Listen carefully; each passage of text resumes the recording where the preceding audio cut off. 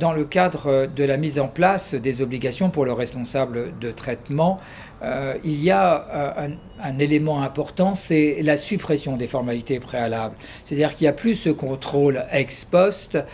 Les responsables de traitement ne devront plus faire de formalités auprès des autorités de régulation. Mais par contre, ils devront respecter une obligation d'accountability. Accountability, cela veut dire responsable d'une réalisation. En fait, l'idée générale, c'est que l'ensemble des applications soient documentées de telle manière à ce que le responsable du traitement prouve, lorsque l'autorité de régulation type CNIL fait un contrôle, que l'ensemble des obligations informatiques et liberté sont bien mises en place. L'idée générale, c'est que la conformité est une obligation de preuve qui repose sur le responsable des traitements et non pas l'obligation pour l'autorité de régulation de prouver que l'entreprise a manqué à ses obligations informatiques et liberté. Cela entraîne pour l'entreprise une charge de documentation extrêmement importante. C'est une modification assez radicale de l'approche informatique et liberté et je ne suis pas sûr que le gain venant de la suppression des formalités n'ait pas été complètement absorbé par le coût de la mise en place d'un processus d'accountability.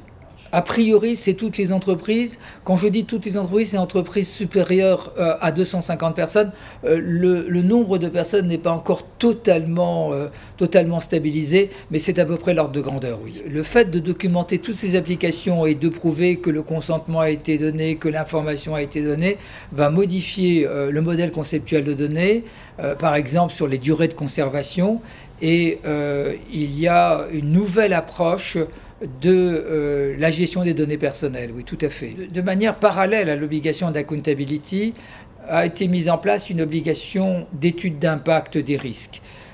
L'idée, c'est que les données à caractère personnel, non seulement elles doivent être conformes, mais il faut faire des études de risque si demain il y avait une violation de sécurité. Les applications stratégiques, les applications à risque tenant liées à la santé, à la biométrie, aux enfants ou les méga bases de données, pour ces applications, il faudra faire une étude des risques, préalable bien évidemment à la survenance du risque. Et en cas de survenance du risque, il faut avoir un programme de gestion de la difficulté, programme bien évidemment écrit et documenté, qui permettra à l'entreprise de mettre en œuvre immédiatement des mesures de sécurité qui n'avaient pas été prises pour éviter que la violation de sécurité continue. Il existe aujourd'hui quelques ouvrages, pas nombreux. Il y a des groupes de travail qui se sont mis en place.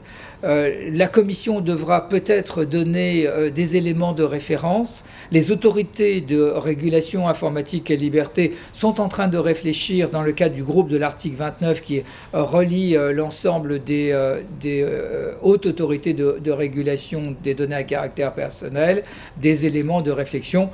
Il y a là un nouveau business pour les consultants.